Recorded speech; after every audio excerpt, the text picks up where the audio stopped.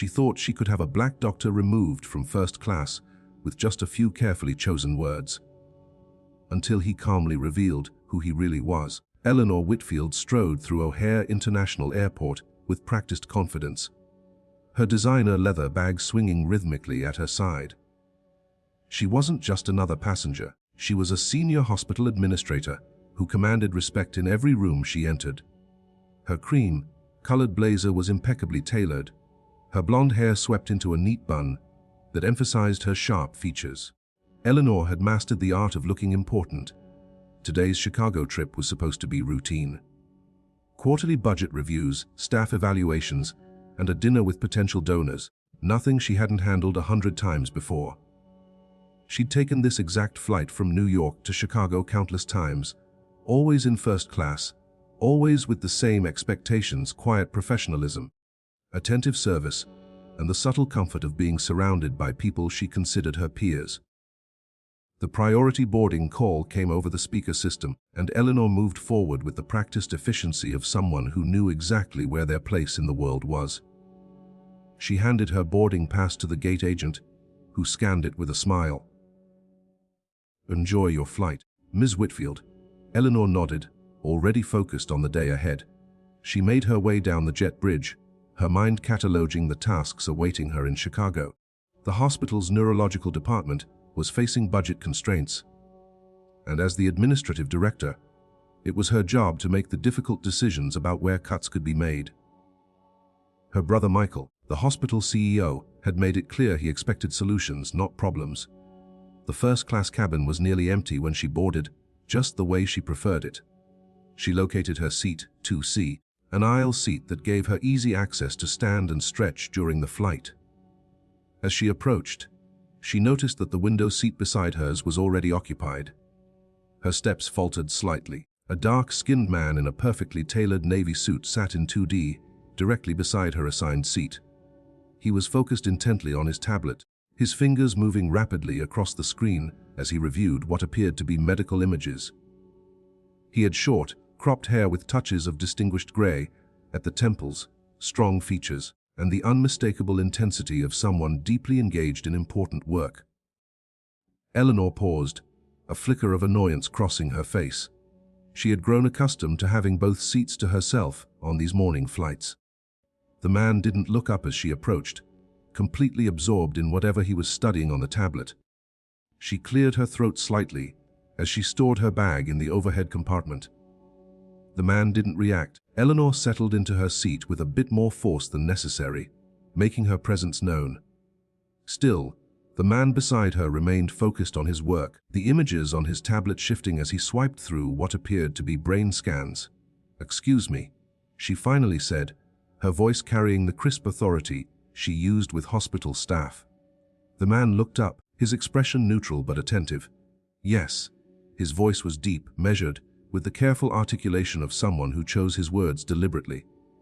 "Your elbow is on my armrest," Eleanor said, though it wasn't. The man glanced down at his arm, which was clearly on his own side of the divide, then back at Eleanor.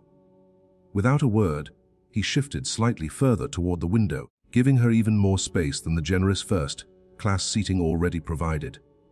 "Thank you," Eleanor said, not sounding particularly grateful. The man nodded once and returned to his tablet. Eleanor pulled out her phone, checking her emails before takeoff, but her attention kept drifting to her seatmate. Something about him bothered her, though she couldn't, or wouldn't, articulate exactly what. Other passengers filed past them toward the main cabin.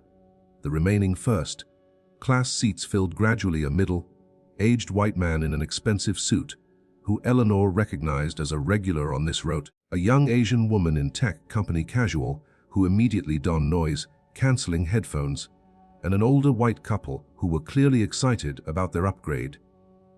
The flight attendant, Melanie, a woman in her mid-30s with a warm smile and efficient movements, approached their row.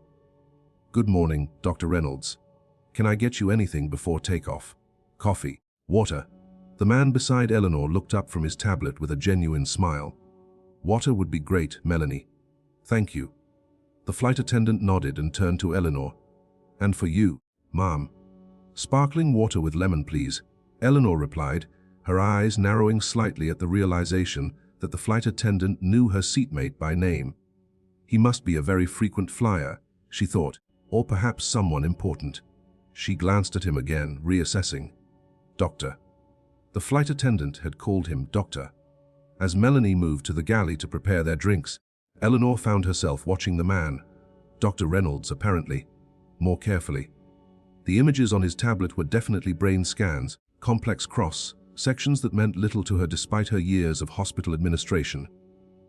He was making notations, his fingers precise as he marked areas on the images. Eleanor's curiosity got the better of her. "You're a doctor." Dr. Reynolds looked up, his dark eyes meeting hers directly for the first time. "Yes, neurosurgeon." "And?" Eleanor nodded, as if this confirmed something for her. "Vacation or business trip?" "Business," he replied, his attention already drifting back to his tablet. "A patient." Eleanor wasn't used to such brief responses. As a hospital administrator, doctors typically fell over themselves to engage with her, knowing she influenced budgets and staffing. This man seemed entirely uninterested in making conversation. "I work in hospital administration myself," she offered. He responded, not looking up. Eleanor felt a flash of irritation. She was used to commanding attention, not being dismissed. Before she could say more, Melanie returned with their drinks. "Your water, Dr. Reynolds," she said, placing a bottle and glass before him. "And sparkling water with lemon for you, ma'am." "Thank you, Melanie," Dr. Reynolds said, looking up with that same genuine smile. "The pilot says we're next for takeoff," Melanie informed them. "I'll be back to collect your glasses in a few minutes." As the flight attendant moved away, Eleanor took a sip of her water and glanced again at Dr. Reynolds. "You fly this route often?" "Yes," he answered simply, taking a drink of his water. "Me too." Eleanor continued, determined to establish some common ground. "I'm the administrative director for the neurology department at New York Presbyterian." This finally seemed to capture his full attention. Dr. Reynolds placed his tablet down, the screen going dark. "Is that so? I'm familiar with your neurosurgery team. Dr. Patel is doing excellent work there." Eleanor nodded, pleased to have engaged him. "Yes, he's one of our stars. Though I'm actually headed to Chicago to discuss some necessary budget adjustments with the satellite facility there." Dr. Reynolds' expression remained neutral. "Budget cuts to neurology. Relocations," Eleanor corrected smoothly. "Resources need to be distributed where they can do the most good." A slight furrow appeared between his brows. "I see." The plane began to move, taxiing toward the runway. Eleanor fastened her seatbelt and leaned back, satisfied to have established her credentials. She'd placed herself firmly in the position of authority in their dynamic. Exactly where she preferred to be. Dr. Reynolds picked up his tablet again as the plane accelerated down the runway, his focus returning to the brain scans. Eleanor found herself stealing glances at his screen, wondering about the patient whose images he studied so intently. Once they reached cruising altitude, Melanie returned to take their breakfast orders. "Dr. Reynolds, we have your usual oatmeal ready. Would you like coffee this morning as well?" "Please," he replied with a nod. "And for you, ma'am." Melanie turned to Eleanor. "I'll have the frittata and a coffee black," Eleanor said. As Melanie departed again, Eleanor couldn't help but comment, "You must fly this route very frequently if they know your usual breakfast." Dr. Reynolds nodded. "I split my time between hospitals in New York, Chicago, and occasionally Boston. This particular route has become something of a second home." "Consulting?" Eleanor asked. Professional curiosity piqued despite her initial annoyance. "Sometimes," he replied. "More often it's for specific cases that require my expertise." There was no boasting in his tone, just a simple statement of fact. But Eleanor felt a flicker of skepticism. The neurosurgeons she worked with were almost uniformly egotistical, prone to exaggerating their importance. This man was either unusually modest or... Her thoughts were interrupted as the cabin hit a patch of turbulence. The plane dipped sharply, causing Eleanor to grip her armrest. Dr. Reynolds, however, didn't seem to notice, his attention fixed on his tablet. "Ladies and gentlemen, we're experiencing some light turbulence." The captain's voice came over the speaker. "Please remain seated with your seatbelts fastened until we reach smoother air." The plane shuddered again, and Eleanor's knuckles whitened on the armrest. Dr. Reynolds finally looked up, noticing her discomfort. "Not a fan of turbulence?" he asked, his tone softening slightly. Eleanor forced a smile. "I've flown enough to know it's normal, but that doesn't make it pleasant." Dr. Reynolds nodded. "The air over the Great Lakes can be unpredictable this time of year." The plane steadied, and Eleanor released her death grip on the armrest. She took a deep breath, trying to regain her composure. "You mentioned specific cases requiring your expertise. What's your specialty?" "Cerebrovascular and tumor surgery primarily," he answered. "Complex cases that others might consider inoperable." Eleanor raised an eyebrow. "That sounds like quite a niche." Dr. Reynolds shrugged slightly. "There's a need." Something in his understated confidence made Eleanor uncomfortable. She was used to evaluating doctors, assessing their value to the hospital system in terms of patient satisfaction scores. Research grants brought in, and surgeries performed. This man didn't seem interested in impressing her, which somehow made her more determined to categorize him. Melanie appeared with their breakfast trays, placing them carefully before each of them. "Here you are, Dr. Reynolds. And your frittata, ma'am." "Thank you." "Melanie," Dr. Reynolds said, "how is your son doing?" Last time we spoke, he was considering pre-med. Melanie's face lit up. "He's doing great." "Actually got accepted to Northwestern's program, starting this fall." "That's excellent news," Dr. Reynolds replied with genuine warmth. "Tell him congratulations from me." "I certainly will, Doctor. He still talks about that tour you arranged at Chicago Memorial." She smiled and moved on to serve the other first-class passengers. Eleanor watched this exchange with growing curiosity. This was clearly not just a doctor-flight attendant relationship of convenience. Dr. Reynolds seemed to have a genuine rapport with Melanie, remembering details about her personal life. "You arranged a hospital tour for a flight attendant's son." Eleanor couldn't keep the surprise from her voice. Dr. Reynolds looked at her calmly as he stirred his oatmeal. Melanie mentioned her son was interested in medicine. "I happened to be heading to Chicago Memorial that day and offered to show him around." Eleanor studied him, trying to discern his angle. In her experience, doctors rarely did anything without some benefit to themselves. "That was generous of you." Dr. Reynolds shrugged. "It costs nothing to be kind." The simplicity of his statement caught Eleanor off guard. She turned to her frittata, cutting it into neat pieces. "So, which hospital are you headed to in Chicago today?" "Chicago Memorial," he answered. "They have a patient who needs immediate intervention." Eleanor nodded. "That's actually where I'm headed as well. We oversee their neurology department." Dr. Reynolds paused, his spoon halfway to his mouth. "You're with Whitfield Health Partners?" "Yes," Eleanor replied, pleased he recognized the name. "I'm Eleanor Whitfield. My brother Michael is the CEO." Dr. Reynolds' expression changed subtly, something Eleanor couldn't quite read passing across his features. "I see. You're familiar with our organization?" she asked. "Yes," he said simply, returning to his oatmeal. Eleanor waited for him to elaborate, but he didn't.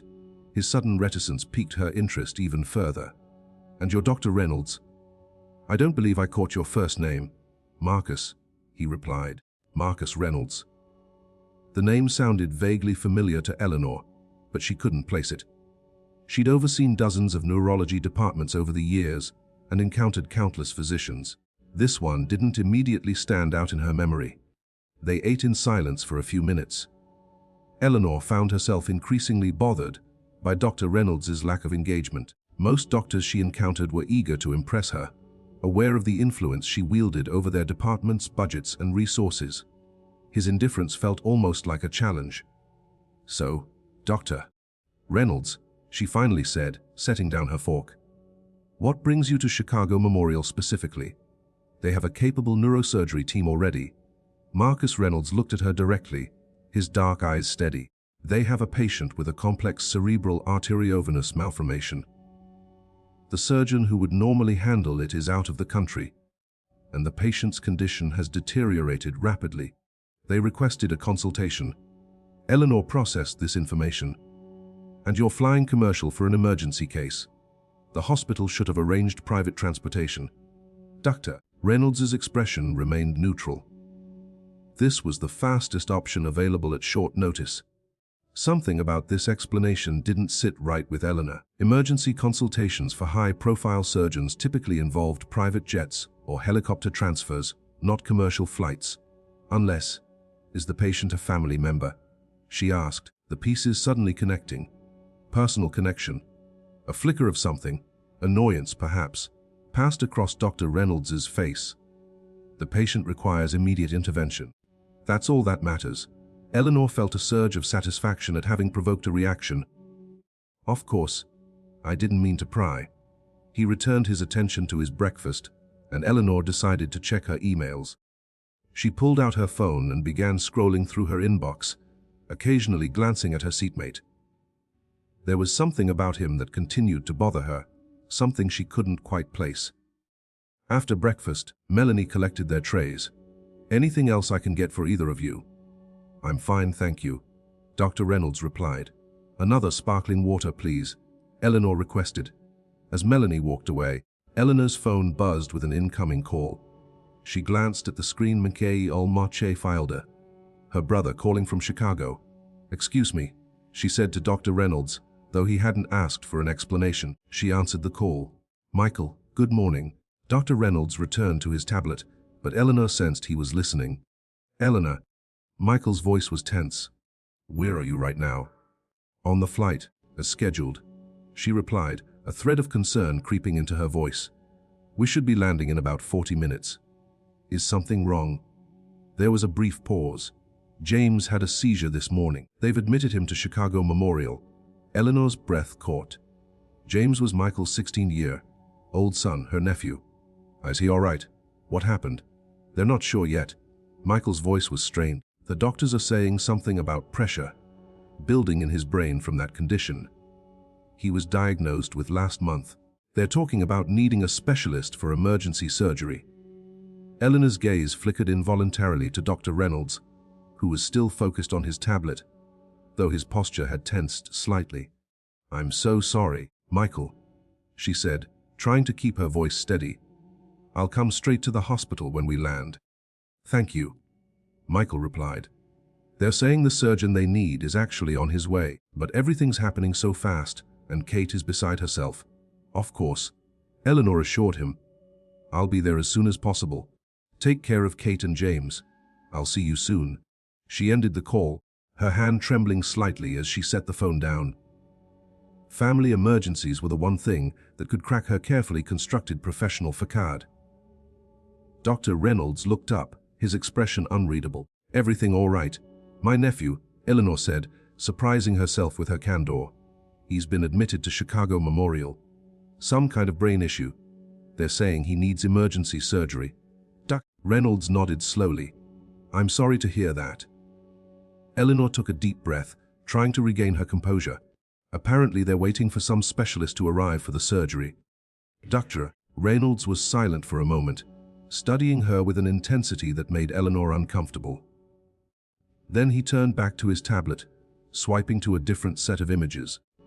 Eleanor's mind raced as she tried to process the news about James. He was young, athletic, with his whole life ahead of him. The thought of him in danger made her chest tight. She'd never been particularly maternal, but James had always held a special place in her heart. Melanie returned with Eleanor's sparkling water. Here you are, ma'am. Thank you. Eleanor replied automatically, her mind elsewhere. We'll be beginning our descent into Chicago in about 20 minutes. Melanie informed them before moving on. Eleanor stared out the window past Dr. Reynolds, not really seeing the landscape below. She was calculating how quickly she could get from O'Hare to Chicago Memorial. Whether she should bother checking into her hotel first, or go straight to the hospital. What she could possibly do to help Michael and Kate. Cerebral artery venous malformation. Dr. Reynolds's voice broke into her thoughts. What? Eleanor turned to him, confused. Your nephew, he said, his voice measured. If he was diagnosed with a brain condition last month, and has now had a seizure, it could be a cerebral arteriovenous malformation. It's a tangle of abnormal blood vessels connecting arteries and veins in the brain. They can rupture, causing bleeding in the brain. Eleanor stared at him. How did you know? Dr. Reynolds met her gaze steadily. I didn't. But it's a condition that fits the symptoms you described, and it's also a condition that might require a specialist's intervention, especially if there's a complication. A chill ran down Eleanor's spine. Is it dangerous? Dr. Reynolds hesitated. It can be, but with proper treatment, the prognosis can be good. Eleanor swallowed hard. The specialist, the one they're waiting for. Do you think it's possible? Dr. Reynolds acknowledged with a slight nod. Eleanor's mind reeled as the pieces clicked together. The brain scans on his tablet, his expertise in cerebrovascular surgery, his destination being Chicago Memorial for an emergency case. It's you, she said, her voice barely above a whisper. You're the specialist they're waiting for. Dak. Reynolds didn't confirm or deny her statement immediately. Instead, he turned his tablet toward her, showing a complex brain scan with a highlighted area of tangled vessels.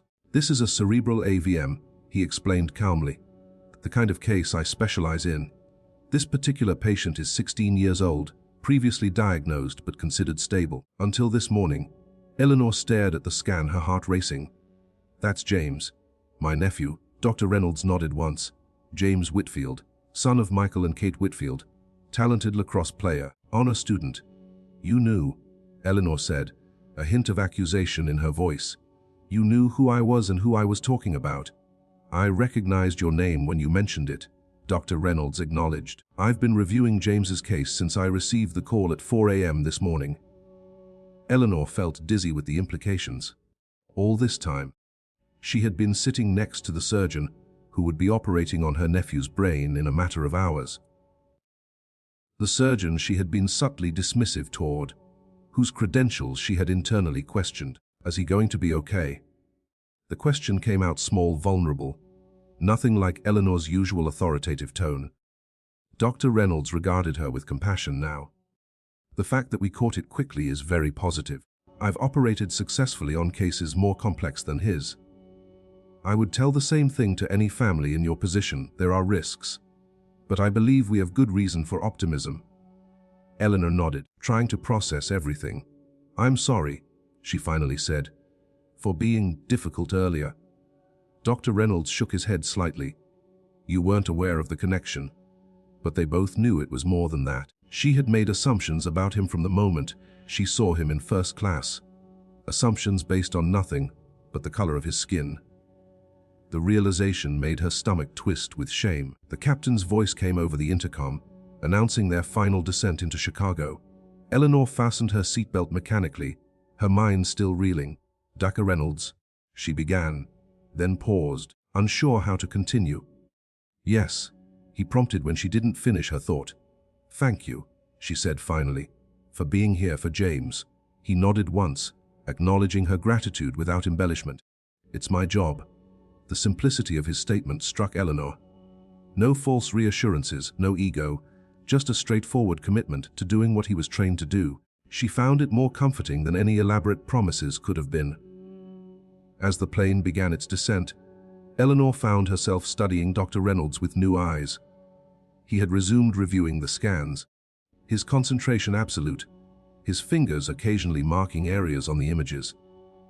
This was the man who would hold her nephew's life in his hands, and despite her earlier misgivings, she found herself filled with a profound sense of trust. The landing gear deployed with a thud, jolting Eleanor from her thoughts. In minutes they would be on the ground, and Dr. Reynolds would be rushing to Chicago Memorial to save her nephew. The world had shifted beneath her feet at 30,000 feet, revealing uncomfortable truths about herself she couldn't ignore. The plane touched down smoothly, taxiing toward the gate. Dr. Reynolds efficiently packed away his tablet, preparing to disembark. I'll be heading directly to the hospital, he informed her. A car is waiting. Of course. Eleanor nodded. I'll be there as soon as I can. As the seatbelt sign switched off, Dr. Reynolds stood. Other passengers were still gathering their belongings, but Melanie appeared immediately. Dr. Reynolds, your car is confirmed at the curb, she said. I've already notified the ground staff to expedite your exit. Thank you, Melanie, he replied, reaching for his small carry on from the overhead bin. Eleanor remained seated, watching as the other first-class passengers seemed to instinctively make way for him. The recognition on their faces suggested that some, at least, knew exactly who Marcus Reynolds was. As he prepared to leave, Dr. Reynolds paused, looking down at Eleanor. "Ms. Whitfield, I'll see you at the hospital. Try not to worry too much on the way. James is young and otherwise healthy. Those are significant advantages." Eleanor nodded, grateful for his attempt at reassurance. "Thank you, Dr. Reynolds." He turned to go, but Eleanor found herself speaking again. "Dr. Reynolds." He looked back, one eyebrow raised slightly in question. "I'm glad it's you," she said simply. "For James, I mean." Something softened in his expression. "I'll do everything I can for him." With that, he moved swiftly toward the exit, the other passengers and crew making way for his passage. Eleanor watched him go, a complex mix of emotions churning within her: worry for her nephew, lingering embarrassment over her earlier behavior, and a growing respect for the man she had so quickly judged. But Eleanor's journey of self-reflection is just beginning, and what awaits her at the hospital will forever change her perspective. The atmosphere in the waiting room at Chicago Memorial's neurosurgical wing was heavy with tension. Eleanor sat beside her brother Michael, who alternated between pacing the floor and staring blankly at the wall. Kate, James's mother, was curled into herself in a chair across from them, her eyes red, rimmed from crying. They had been waiting for over 3 hours. Dr. Reynolds had gone directly into surgery with James, pausing only long enough to explain the procedure to the family and obtain their consent. Eleanor had arrived just in time to see the calm, methodical way he addressed her brother and sister-in-law, explaining the risks and potential outcomes without sugarcoating anything, but also without unnecessarily frightening them. "He's the best there is for this type of surgery," the resident had assured them after Dr. Reynolds had headed to scrub in. "If anyone can help James, it's Dr. Reynolds." Now, as hour 3 of the waiting game stretched on, Eleanor found herself reflexively reaching for her phone, checking emails to distract herself from the gnawing worry about her nephew. "How can you work at a time like this?" Michael's voice was sharp with stress as he noticed her scrolling through her inbox. Eleanor looked up, startled. It helps me not to panic." Michael ran a hand through his hair, a gesture so reminiscent of James that it made Eleanor's chest ache. "Sorry," he muttered. He trailed off, unable to articulate the storm of emotions. "I know," Eleanor replied softly. "He's going to be okay, Michael. Dr. Reynolds is the best." "Yes, everyone keeps saying that," Michael cut in. "But he's still cutting into my son's brain." Kate looked up at this, fresh tears welling in her eyes. Eleanor shot her brother a warning look. "Dagger. Reynolds seems very confident," Eleanor said, trying to reassure both of them. "The fact that they caught it before a major rupture is extremely positive." Michael sank back into his chair. "You met him on the plane." "The surgeon?" Eleanor nodded, a flush of shame creeping up her neck as she remembered her behavior. "Yes, we sat together." "What's he like?" Kate asked, speaking for the first time in hours. "As a person, I mean." Eleanor considered the question carefully, focused, calm, very knowledgeable. She hesitated, then added, "Kend." Kate nodded, seeming to take comfort in this assessment. "The nurse said he has the steadiest hands in the country. He does a lot of impossible cases," Michael added. "That's what Dr. Patel told me when they called him in." Eleanor nodded, remembering Dr. Reynolds' understated description of his specialty: complex cases that others might consider inoperable. The weight of that expertise seemed both reassuring and terrifying now that it was being applied to her nephew.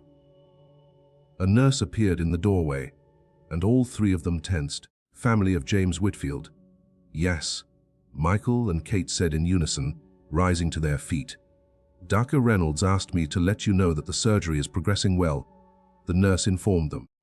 "He's successfully navigated to the AVM and is beginning the most critical part of the procedure.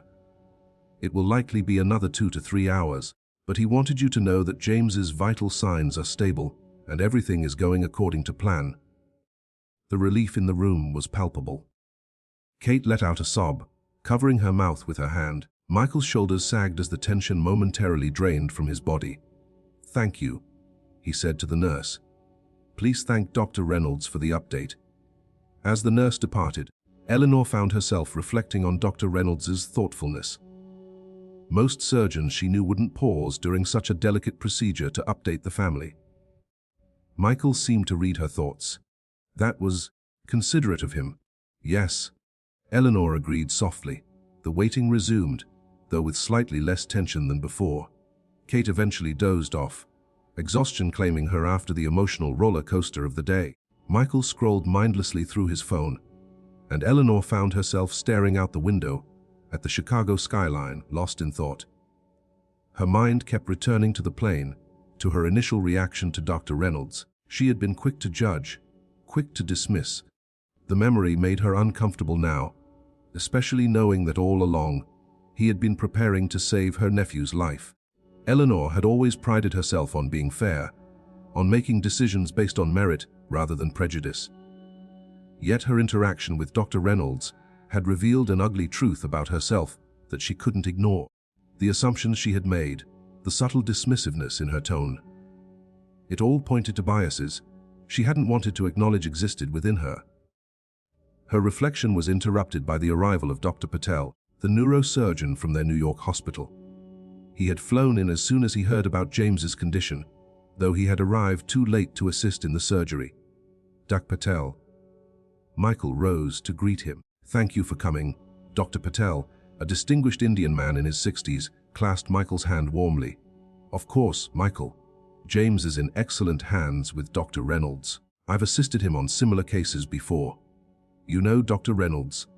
Eleanor asked, surprised. Dr. Patel turned to her with a smile. "Of course. Every neurosurgeon in the country knows Marcus Reynolds. His work on cerebrovascular malformations has revolutionized the field." Eleanor blinked, taken aback. "I wasn't aware his reputation was so extensive." Dr. Patel looked at her curiously. "Jira, Reynolds is arguably the most talented cerebrovascular neurosurgeon in the country, possibly the world. We tried to recruit him to New York Presbyterian multiple times, but he prefers to remain independent, available to go wherever he's needed most." Eleanor felt a flush of embarrassment. How had she, the administrative director of neurology, been unaware of Dr. Reynolds' stature in the field? "His research on pediatric AVMs has saved countless lives," Dr. Patel continued, "including, I believe, your nephew's today." Michael nodded, his expression solemn. "We're very grateful he was available." Yes. Quite fortunate timing," Dr. Patel agreed. "I understand he was already en route to Chicago for another case when the call came about James." Eleanor frowned slightly, remembering her conversation with Dr. Reynolds on the plane. "He said he was coming specifically for a patient with a complex AVM. I assumed that was James." Dr. Patel shook his head. No. He was originally coming to consult on an elderly patient with a different condition. When James's case came up as an emergency, Dr. Reynolds rearranged his schedule to take it immediately upon landing. The original patient's surgery has been postponed until tomorrow. This new information made Dr. Reynolds' composure on the plane even more remarkable to Eleanor. He had been reviewing James's scans, preparing for an emergency surgery that hadn't even been on his schedule when he boarded the flight that morning.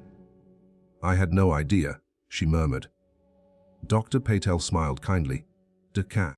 Reynolds isn't one to draw attention to his accomplishments. He lets his work speak for itself." The conversation shifted to James's prognosis and recovery plan, but Eleanor found her thoughts lingering on Dr. Reynolds. The stark contrast between the assumptions she had made about him and the reality of who he was left her deeply unsettled.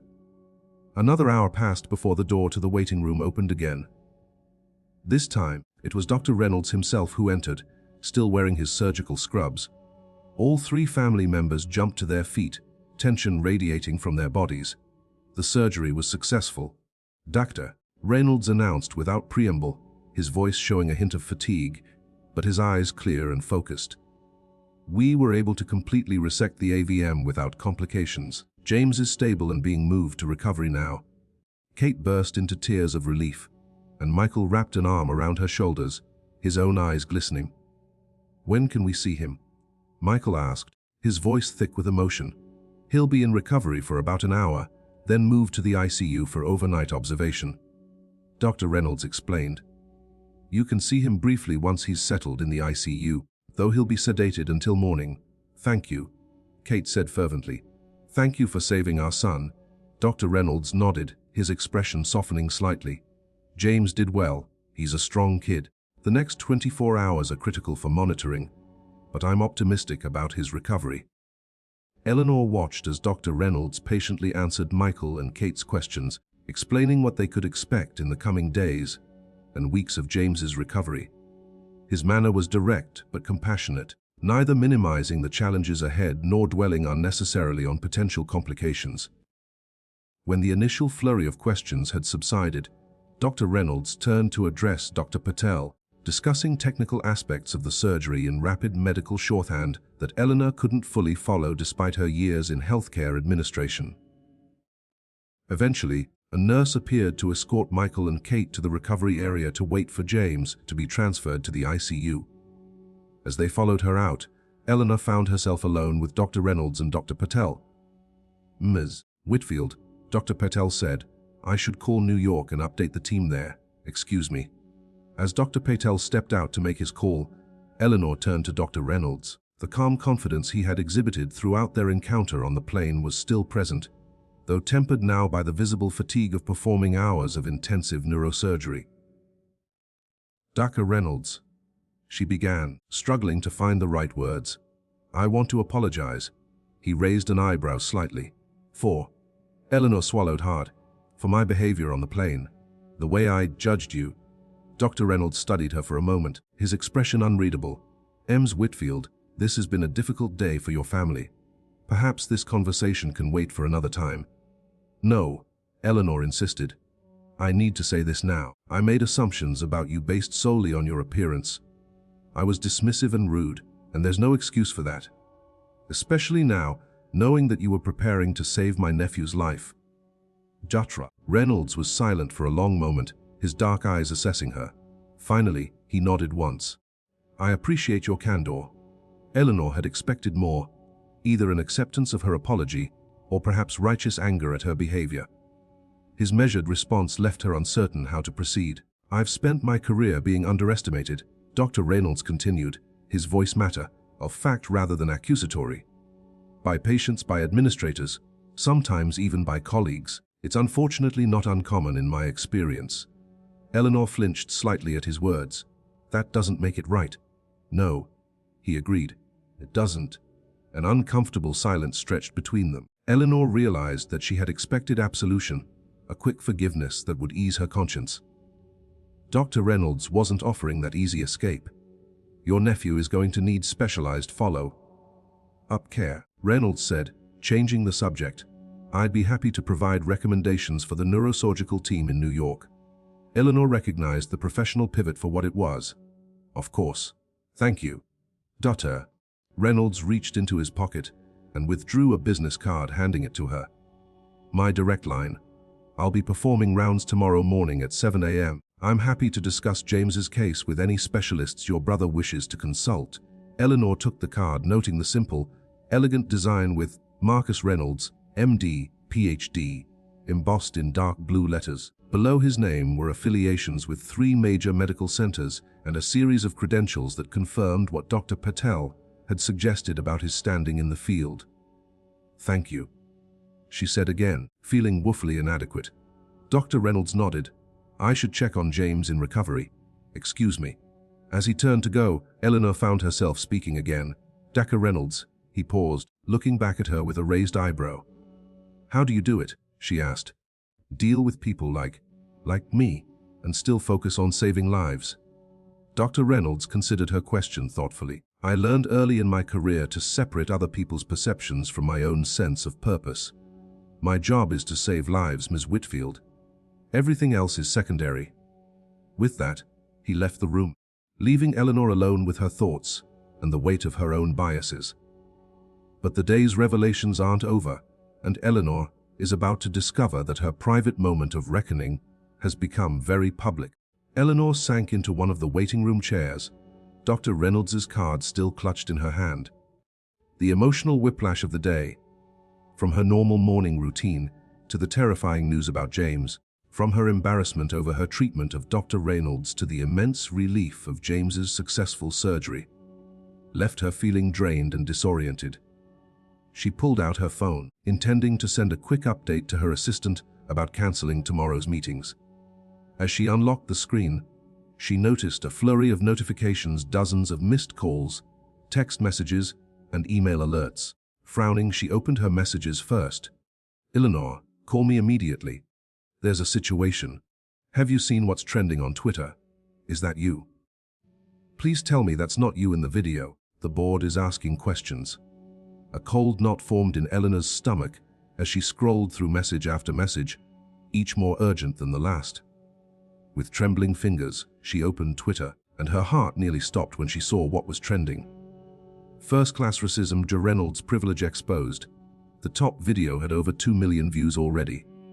Eleanor pressed play, her breath catching in her throat as she recognized herself on the screen. Someone had been recording in first class. The video captured her interaction with Dr. Reynolds on the plane, her barely concealed annoyance, her pointed questions about whether he was in the right seat, her obvious discomfort sitting next to him. The footage was clear, the audio crisp enough to catch every dismissive tone, every microaggression she had directed his way. It ended with a caption, "Watch this woman try to get a black doctor removed from first class, not knowing he's a world-renowned neurosurgeon on his way to save a patient." Eleanor felt physically ill. The comments below the video were scathing. The audacity! She thought she owned first class. Degar, Reynolds is a literal hero saving lives while she's trying to get him kicked back to economy. SMH. This is what PELF deal with EVRDY. Someone identify this woman. Her employer needs to know what kind of person they've hired. And most chillingly, one of the top replies, "She's Eleanor Whitfield, Administrative Director at Whitfield Health Partners." The irony. The patient doctor Reynolds was flying to save was her own nephew.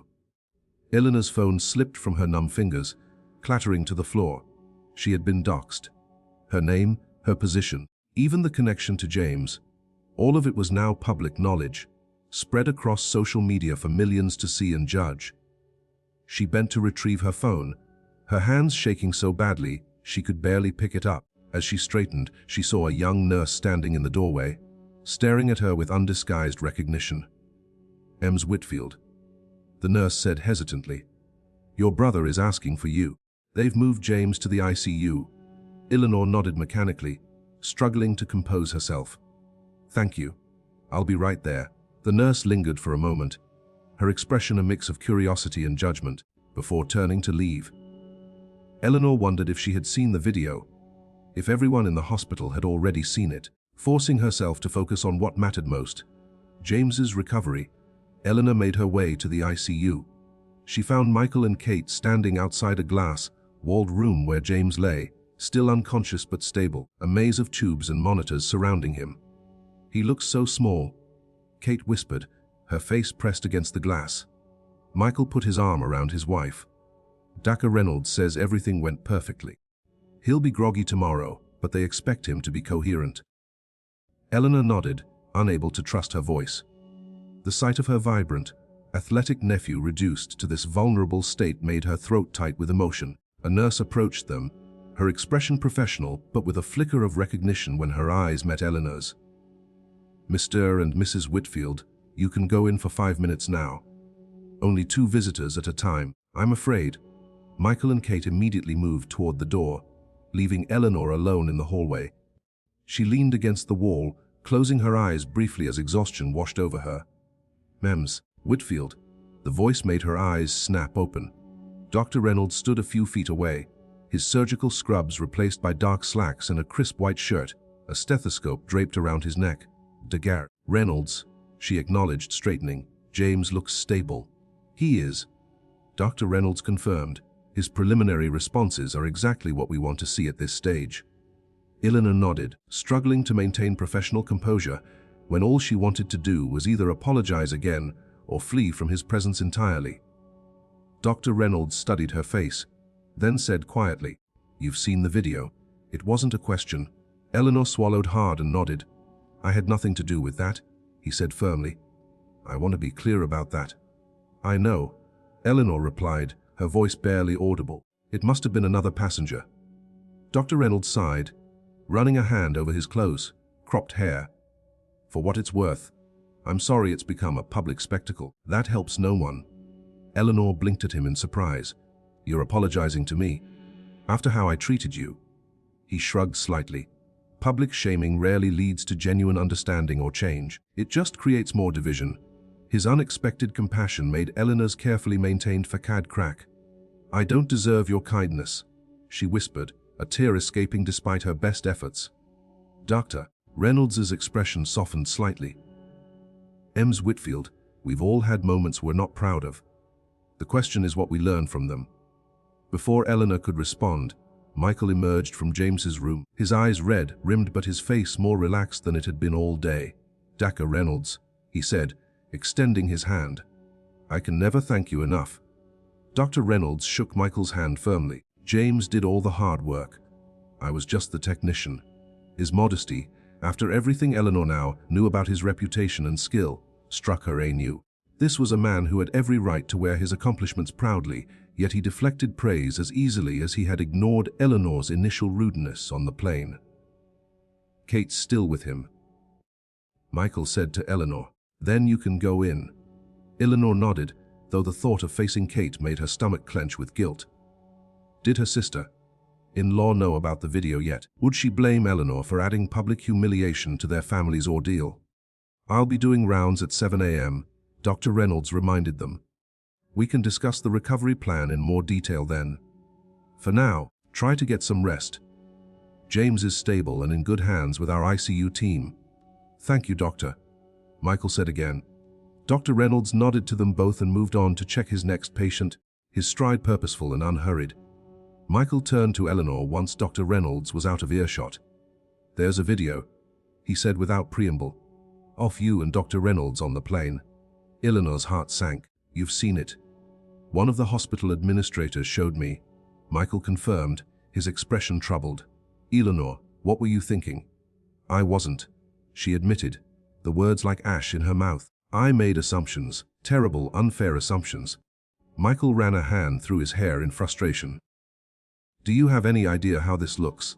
Not just for you, but for our entire organization. We just launched the diversity initiative last quarter, and now this. Eleanor flinched at his words. Of course Michael would see this through the lens of the business, the potential PR disaster. She couldn't even blame him. It was exactly how she would have approached it herself a day ago. I know, she said quietly. I'll handle it. How? Michael demanded. That video has millions of views already. Our phones are ringing off the hook. The board wants an emergency meeting tomorrow. Before Eleanor could respond, Kate emerged from James's room, her eyes immediately finding Eleanor's. The look she gave her sister-in-law was complicated, concern, disappointment, and something like pity. You should go in, Kate said softly. He might be able to hear you, even if he can't respond yet. Eleanor nodded, grateful for the chance to escape the conversation with Michael, even if it was only temporary. She slipped into James's room, the door closing behind her with a soft hiss. The steady beep of the monitors and the rhythmic sound of the ventilator filled the small space. Eleanor approached the bed slowly, taking in the sight of her nephew. His head was wrapped in bandages, his face pale but peaceful in artificial sleep. She gently took his hand, careful not to disturb the IV line.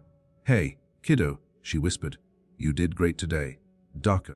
Reynolds says you're going to be just fine.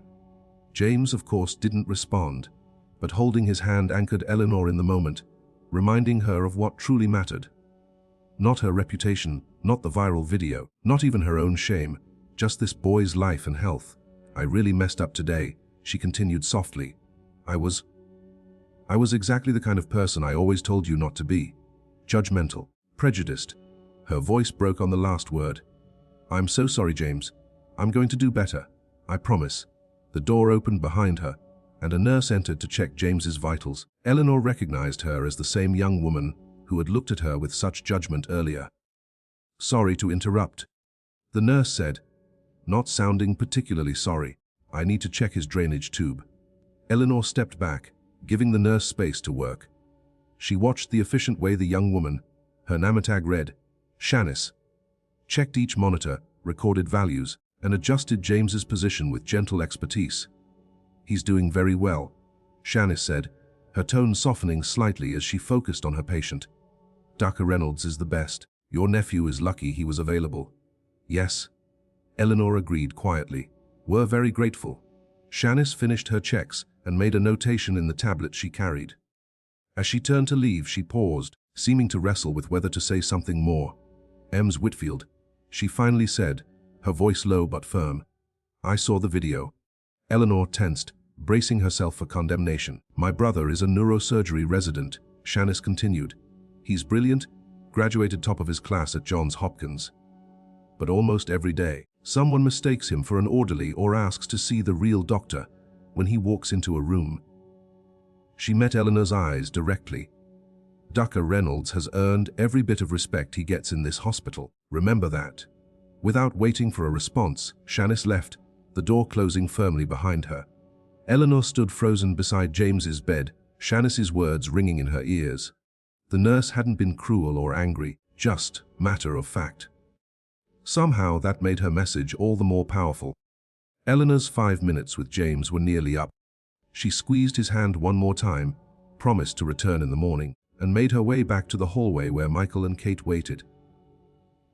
I've booked us rooms at the hotel across the street, Michael informed her. Kate's going to stay the night. I'll take the first shift here with James. Eleanor nodded. I can stay if you... No. Michael cut her off. We need you rested for the board meeting tomorrow. This situation needs damage control. Eleanor. The clinical way he referred to her very public racist behavior made Eleanor wince, but she understood.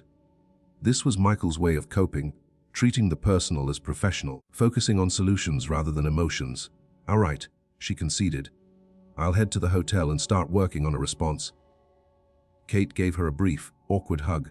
Try to get some sleep, Eleanor. Tomorrow will be challenging enough. Eleanor nodded, gathering her bag and heading toward the elevator. As the doors closed before her, she caught a glimpse of herself in the polished metal surface. A woman she hardly recognized, disheveled and small, nothing like the confident administrator who had boarded a plane that morning. The hotel was a blur of check, informalities and pitying glances from staff who clearly recognized her. In her room, Eleanor finally allowed herself to fully absorb the magnitude of what had happened. She sat on the edge of the bed, opened her laptop, and forced herself to watch the entire video again. It was worse than she remembered. The camera had captured every micro-expression, every side eye, every moment of visible discomfort she had displayed sitting next to Dr. Reynolds. Worse, it had captured his dignity in the face of her behavior. His calm, his professionalism, his refusal to be provoked.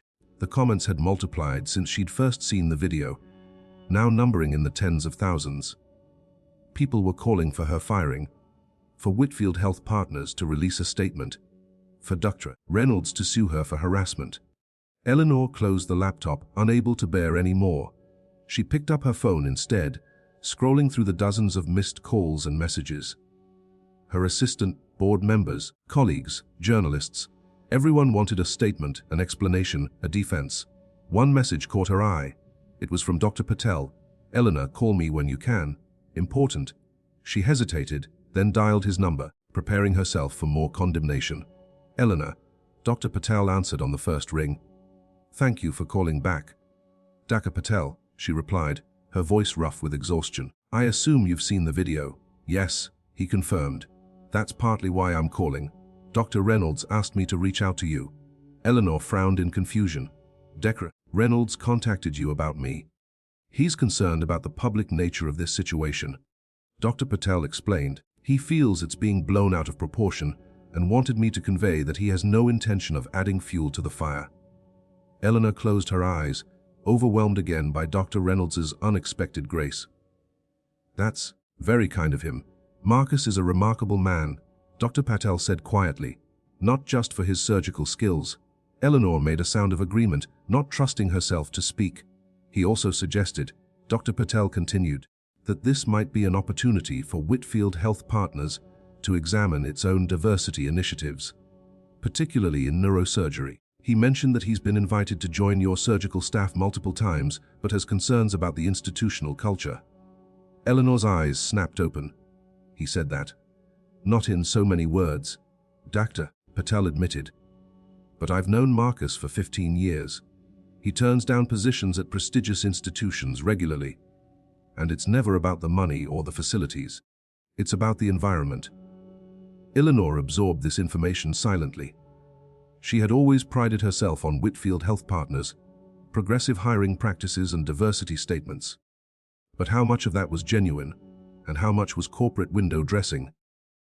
If her own behavior was any indication, perhaps the institutional culture needed more examination than she had been willing to admit. "Thank you for telling me this," she finally said. "And please thank Dr. Reynolds for his discretion." "I will," Dr. Patel promised. "Get some rest, Eleanor. Tomorrow is another day." After they hung up, Eleanor stared at the ceiling for a long time, turning over everything that had happened.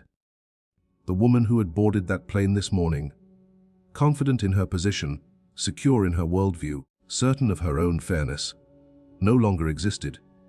In her place was someone facing uncomfortable truths about herself, her organization, and the subtle prejudices she had never acknowledged. As exhaustion finally claimed her, Eleanor's last thought was of Dr. Reynolds' steady hands, navigating the delicate pathways of her nephew's brain, saving a life while she had been blind to his humanity. The contrast couldn't have been starker.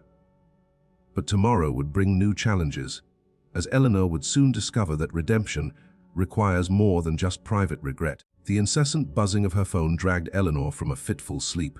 Blinking at the harsh morning light filtering through the hotel curtains, she fumbled for the device. 5:37 a.m. 27 new messages since she'd finally drifted off. She swiped to unlock the screen, and her stomach dropped. The video had continued to spread overnight, now with added commentary from medical professionals and diversity experts. Her name was trending on Twitter, accompanied by hashtags like Faye First Class Racism and Faye Whitfield Health Hypocrite. One message from Michael stood out. Emergency board meeting moved up to 8 a.m. Virtual attendance. Link to follow. Eleanor sank back against the pillows, momentarily overwhelmed. Then, with the decisive efficiency that had defined her professional life, she pushed herself up and headed for the shower. She would face this head-on, whatever the consequences. 45 minutes later, dressed in a spare outfit from her carry, on and armed with coffee from the hotel lobby, Eleanor made her way across the street to the hospital. She needed to check on James before the board meeting. The looks she received in the hospital lobby confirmed that her unwanted fame had spread. Staff members whispered behind their hands as she passed, some openly staring. Eleanor kept her chin up, her expression neutral, though each glance felt like a physical blow. At the ICU, she found Michael dozing in a chair outside James's room. He startled awake as she approached. "How is he?" Eleanor asked immediately. Michael rubbed his face, the stubble on his chin making a scratching sound against his palm. "Stable. They reduced his sedation a bit overnight. Dr. Reynolds was already here at 5 a.m. checking on him." Eleanor glanced through the glass at her nephew. Even from a distance, she could see that some of the color had returned to his face. "Can I go in?" Michael nodded. "Just for a few minutes." "The board meeting." "I know," Eleanor said. "I'll be quick." Inside the room, the atmosphere was calmer than the night before, the ventilator removed in favor of a simple oxygen mask. James's eyes were closed, but his breathing was steady and natural. Eleanor approached quietly, placing a gentle hand on his arm. To her surprise, his eyelids fluttered, then opened. He blinked slowly, his gaze unfocused before settling on her face. "Until," he murmured, his voice barely audible through the oxygen mask. Tears sprang to Eleanor's eyes. "Hey kiddo, you're awake." James made a small movement with his hand, which Eleanor interpreted as an attempt at a thumbs up. She smiled through her tears, squeezing his arm gently. "Don't try to talk too much," she advised. "You've been through a lot." James's eyes drifted closed again, but his fingers curled weakly around hers. Eleanor stood quietly beside him, treasuring this small moment of connection amid the chaos that her life had become. A soft knock on the door signaled the end of her visit. She turned to see Shanice, the nurse from the night before, entering with a tablet in hand. "Good morning, Ms. Whitfield," Shanice said, her tone professional. "I need to check his vitals." "Of course," Eleanor replied, stepping back. He was awake for a moment. Shanice's face brightened. That's excellent news. I'll note it in his chart. As the nurse moved efficiently around James's bed, Eleanor watched her interaction with her nephew. Shanice spoke to him softly, explaining each step of what she was doing even though he had drifted back to sleep. Her care was evident in every gentle touch, every careful adjustment. He's doing remarkably well, Shanice informed Eleanor as she finished her checks. Dr. Reynolds will be pleased. Eleanor nodded, gratitude washing over her anew. When will Dr. Reynolds be back to see him? He's completing rounds now, Shanice replied. Should be here within the hour. As Eleanor prepared to leave, Shanice hesitated, then said quietly, Ms. Whitfield, about last night. Eleanor tensed, bracing herself. I was harsh, Shanice continued. It wasn't my place. Eleanor shook her head. No, you were right. Everything you said was right. Shanice's expression softened slightly. Still, we all have moments we're not proud of. God knows I've had mine. It's what we do afterward that matters. The echo of Dr. Reynolds' sentiment from the previous evening wasn't lost on Eleanor. Thank you, she said sincerely, for taking such good care of James. Shanice nodded and turned back to her patient. The conversation clearly over. Eleanor took one last look at her sleeping nephew before slipping out of the room. Michael was on his phone in the hallway, his expression tense. He ended the call as Eleanor approached. The board's assembling now, he informed her. We should use the conference room down the hall. Eleanor nodded, following him silently. The small conference room was empty, a large screen on one wall already displaying the Whitfield Health Partners logo. Michael connected his laptop and pulled up the virtual meeting link. Within moments, the faces of 12 board members appeared on the screen, their expressions ranging from concern to barely concealed anger. Michael, Eleanor, the board chair, Richard Dawson, greeted them with a curt nod. I believe we all understand why this emergency meeting has been called. Eleanor squared her shoulders, preparing for the worst. Before we begin, Richard continued, I want to confirm that everyone has seen the video in question. A chorus of affirmative responses followed. Eleanor fought the urge to look away from the screen, forcing herself to meet the eyes of each board member in turn. Eleanor, Richard addressed her directly. Would you care to explain what we're seeing in this video? Eleanor took a deep breath. She had prepared a statement, crafted carefully to acknowledge her error while protecting the organization's reputation.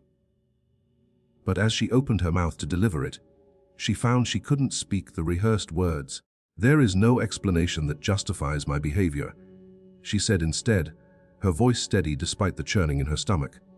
What you saw in that video was prejudice, plain and simple. I made assumptions about Dr. Reynolds based solely on his appearance, and I acted on those assumptions in a way that was disrespectful and inappropriate. The board members exchanged glances, clearly surprised by her candor. While I appreciate your honesty, Richard responded, this incident has placed Whitfield Health Partners in a precarious position. Our reputation as a progressive, inclusive organization is being questioned across social media platforms. We've already received calls from major donors expressing concern. I understand, Eleanor acknowledged, and I take full responsibility. The question before us, another board member interjected, is what actions need to be taken to address this situation, both in terms of immediate response and longer-term consequences. Michael cleared his throat. If I may, I believe we need to consider two separate issues. First, the appropriate response to Eleanor's actions. Second, what this incident reveals about our organization's culture and practices regarding diversity and inclusion. Eleanor glanced at her brother in surprise. This was not the approach she had expected from him. Elaborate, please, Michael, Richard requested. Eleanor's behavior was unacceptable, Michael stated plainly. But rather than simply distancing ourselves from her actions, I believe we have an opportunity to demonstrate authentic commitment to change. The fact that one of our most senior executives could behave this way suggests that our diversity initiatives may be more superficial than we've acknowledged. A murmur of discomfort ran through the virtual meeting. Eleanor stared at her brother, simultaneously stung by his assessment and impressed by his willingness to broaden the discussion beyond her individual actions. What are you suggesting? Richard asked cautiously. A comprehensive review of our hiring practices, advancement opportunities, and institutional culture, Michael replied, led by external diversity consultants with input from minority staff members at all levels. And regarding Eleanor specifically, another board member pressed. Michael turned to his sister, his expression a mix of professional detachment and personal concern. I believe that's a decision Eleanor should participate in making. All eyes turned to Eleanor. She had come to this meeting expecting to be fired, to be the sacrificial lamb that would allow Whitfield Health Partners to save face. Instead, Michael had opened a door to a different kind of accountability. I don't deserve special treatment, Eleanor said carefully. If any other employee had been caught on video behaving as I did, there would be serious consequences. That's true, Richard acknowledged, but we're also dealing with a family medical emergency. Your nephew, Michael's son, just underwent life-saving surgery. Eleanor shook her head. That doesn't excuse my behavior. If anything, it makes it worse. The surgeon I disrespected was the same man who saved James's life. A heavy silence fell over the meeting. Finally, one of the board members, Dr. Sarah Chen, the only woman of color on the board, spoke up. I propose a compromise, she suggested. Eleanor takes a leave of absence, during which time she participates in developing our new diversity initiatives. Her return to her position would be contingent upon demonstrating genuine understanding and change. Eleanor considered this proposal. It was more generous than she deserved, but it also offered a path to actual redemption rather than simply punishment. I would add. Eleanor found herself saying that any plan should include reaching out to Dr. Reynolds for his input, not to put the burden of education on him, but because his experience with our organization clearly has valuable lessons for us. Richard nodded slowly. That's reasonable. Michael, your thoughts? I support Dr. Chen's proposal, Michael said. With Eleanor's addition, after further discussion, the board voted unanimously to accept the plan. Eleanor would take a 3-month leave of absence, during which time she would work with external consultants to develop and implement new diversity initiatives across Whitfield Health Partners. Her return to her position would be evaluated based on the success of these initiatives and her demonstrated commitment to change. As the meeting concluded, Eleanor felt a complex mix of emotions: relief that she hadn't been summarily fired, shame that her behavior had necessitated this intervention, and determination to use this opportunity for genuine transformation, both personal and institutional. Well, Michael said as he closed his laptop, that went better than expected. Eleanor nodded, still processing. Thank you for not just throwing me under the bus. Michael ran a hand through his hair, a gesture so reminiscent of James that it made Eleanor's chest ache. Honestly, Eleanor, watching that video was like a wake-up call for me too. We've been congratulating ourselves on our diversity statements, while ignoring the actual experiences of minority staff in our hospitals. Eleanor studied her brother, seeing him with new eyes. Since when did you become socially conscious? A shadow crossed Michael's face. Since I watched my son's life saved by a brilliant surgeon who my sister tried to have removed from first class. The blunt assessment stung, but Eleanor couldn't argue with it. Fair point. Speaking of which, Michael said, checking his watch, Dr. Reynolds should be doing rounds about now. We should check on James. They made their way back to the ICU, where they found Dr. Reynolds examining James's neurological responses. Kate stood anxiously at the foot of the bed, watching every movement. Mr. Whitfield. Dr. Reynolds greeted Michael as they entered. Your son is doing exceptionally well. He's been awake and responding appropriately to all stimuli. That's wonderful news, Michael replied, relief evident in his voice.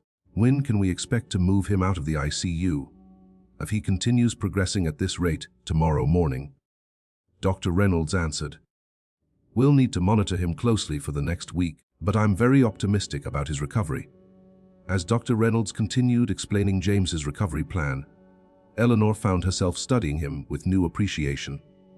The calm competence he exuded, the way he explained complex medical concepts in accessible terms without condescension, the gentle way he interacted with James, all spoke to a physician of extraordinary skill and humanity.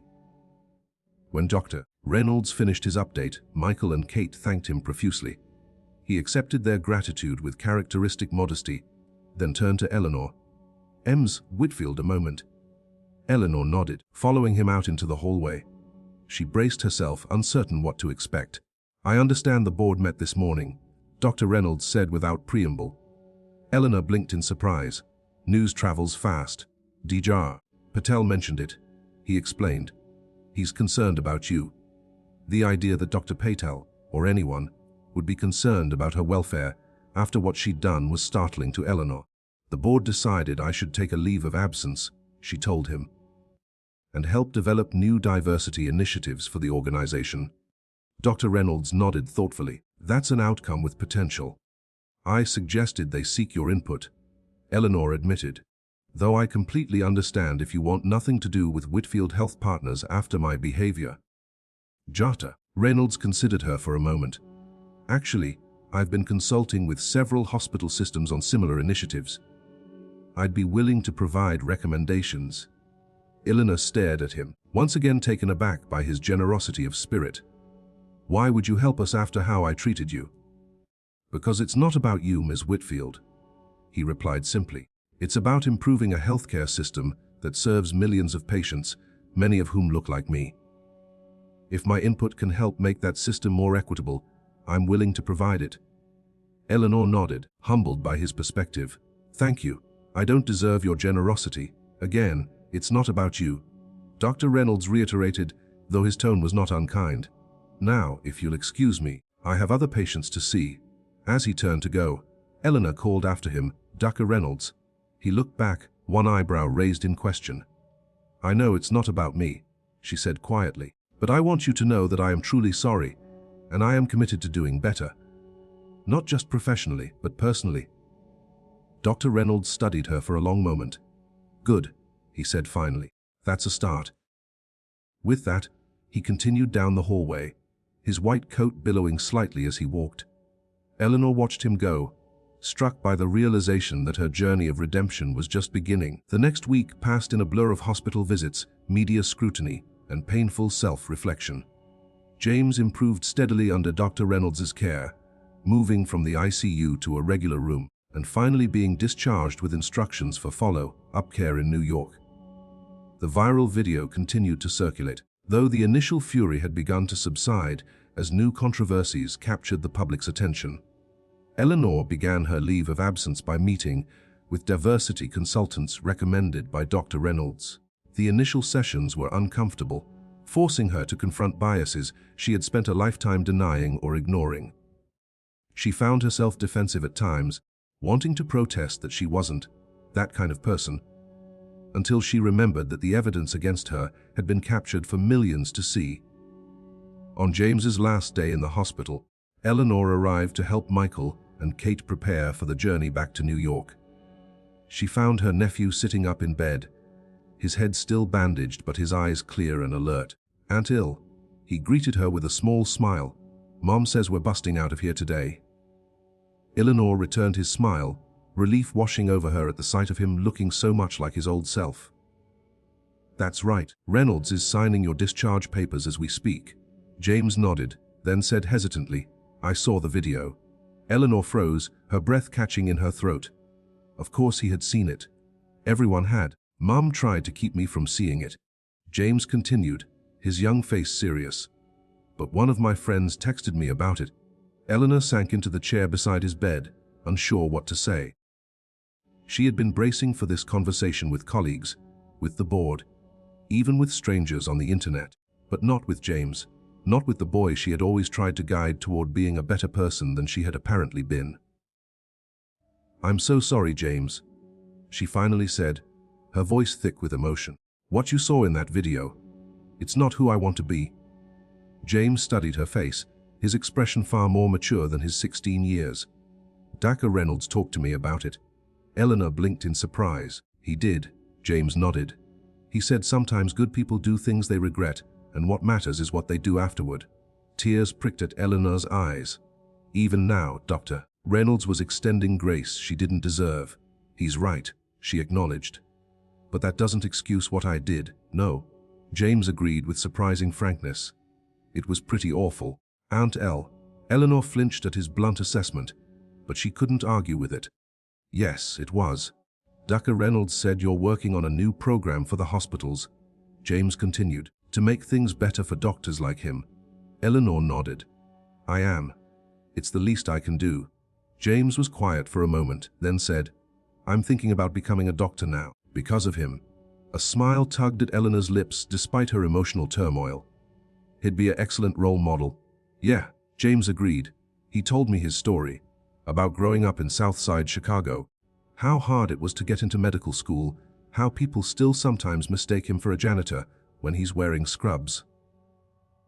Eleanor winced, remembering Shanice's words about her brother, the neurosurgery resident who was regularly mistaken for an orderly. Did you know?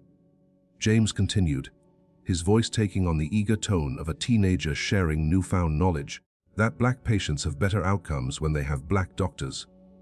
But there aren't enough black doctors because of systemic barriers to medical education, and yeah.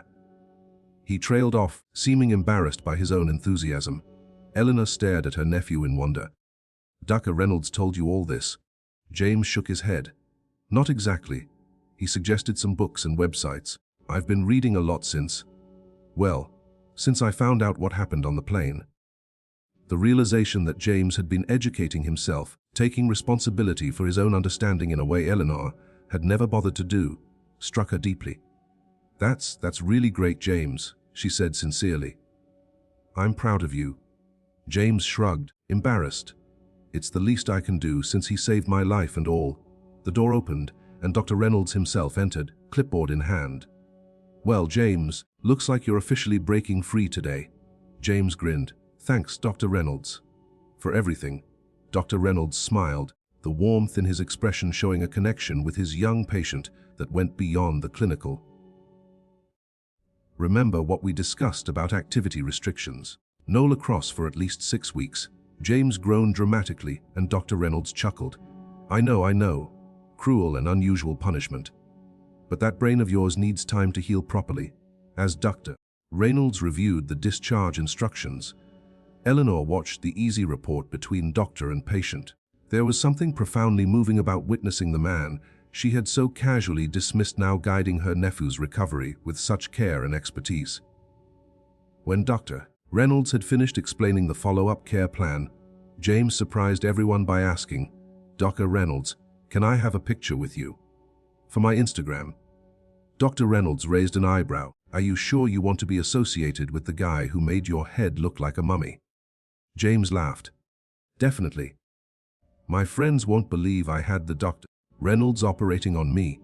Eleanor watched as it dawned on James's parents that their son's surgeon was apparently something of a celebrity in medical circles. Dr. Reynolds agreed to the photo with good-natured resignation, standing beside James's bed, while Kate snapped several pictures with her phone.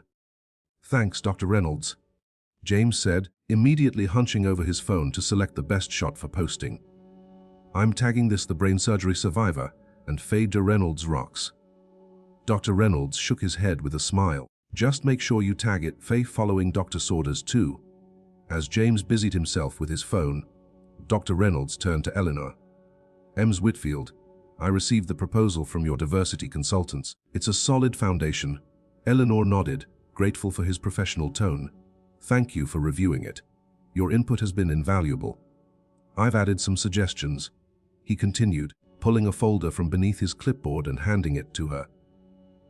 Particularly regarding residency recruitment and mentorship programs.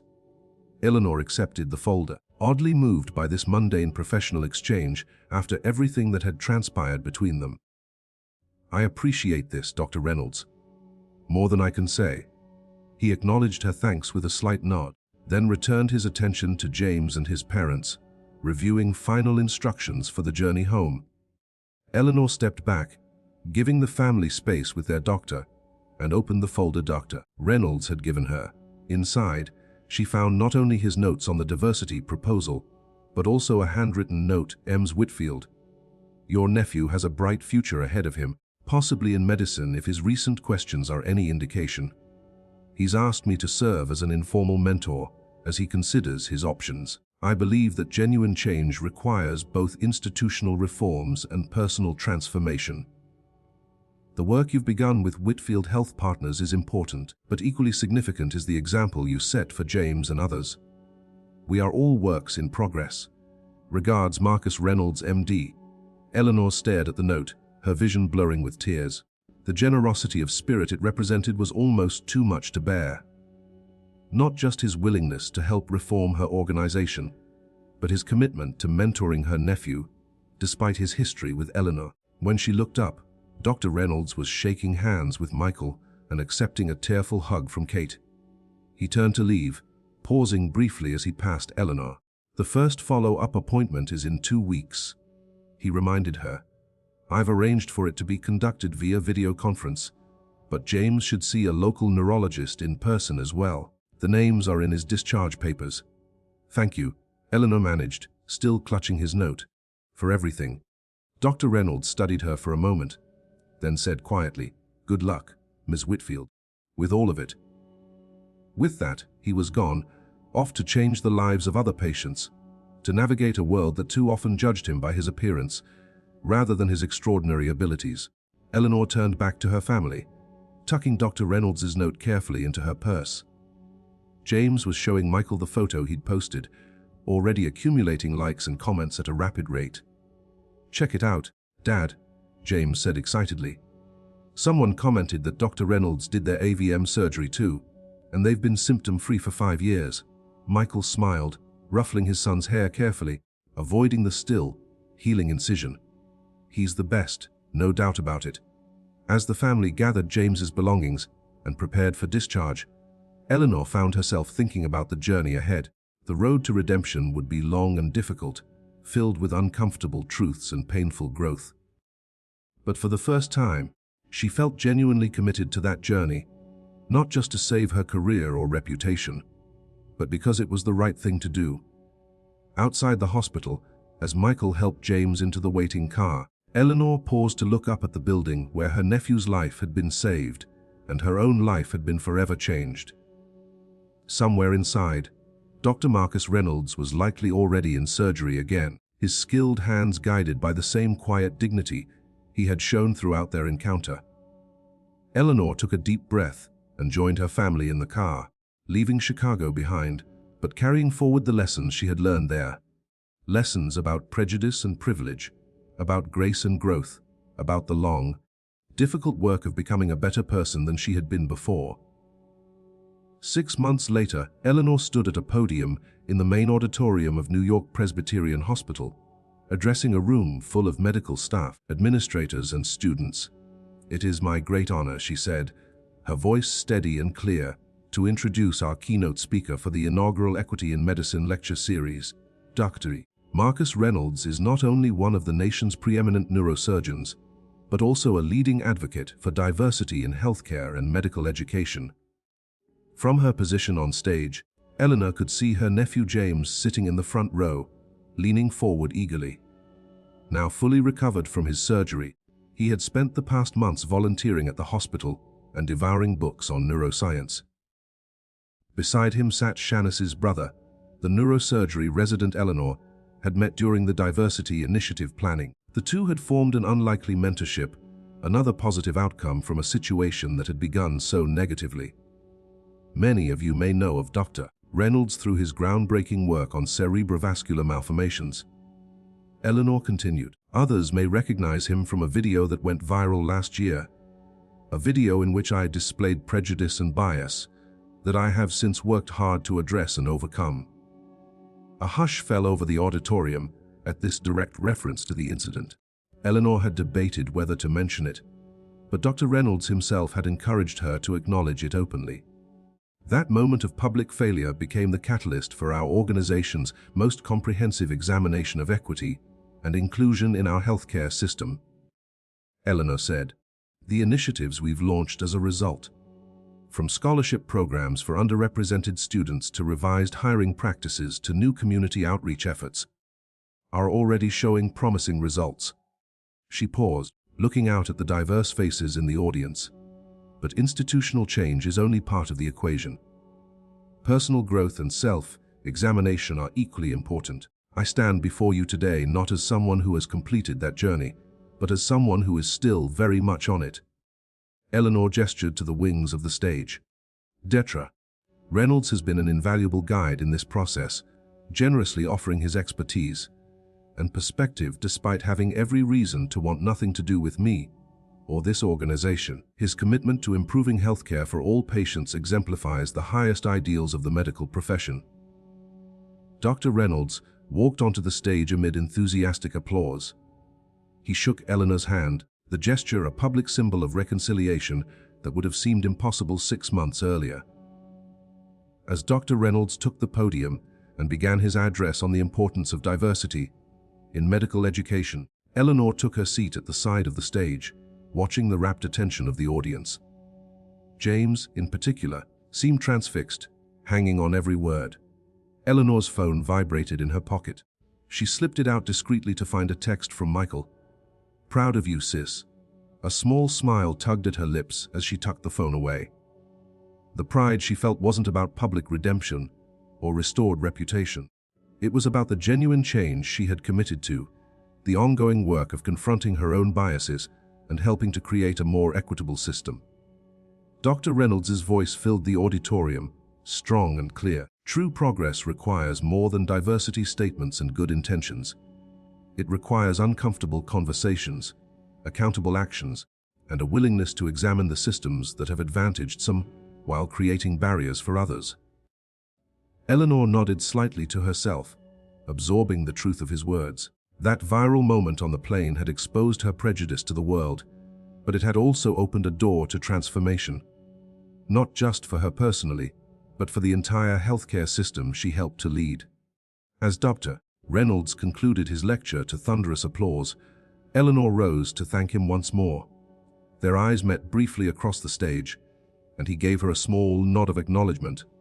Not forgiveness, exactly, but recognition of the work she had done and continued to do. It was enough. Not an ending, but a milestone on a continuing journey toward being better tomorrow than she had been yesterday. And for now, that was precisely as it should be. She thought she could have a black doctor removed from first class with just a few carefully chosen words. Instead, he taught her the most important lesson of her life.